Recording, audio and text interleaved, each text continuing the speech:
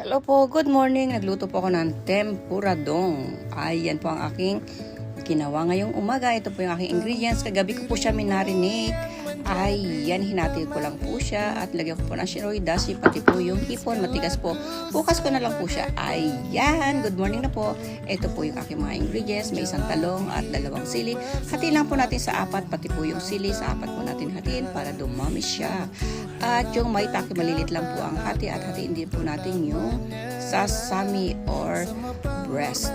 Ito po yung ginamit kong tempura. Wala po tayo na isang baso at depende po sa tubig. Kayo na po bahala kung gano'ng kalapot. Lagyan po natin ng konting asin para may lasa rin po siya. At ayan, unahin po natin yung hipon at yung sunod po natin yung chicken, talong at yung sili, pati po yung maitake. Umpisa na po natin sa hipon pag prito. Ayan na po, luto na po. Sunod na po natin yung chicken at sunod-sunod na po yan.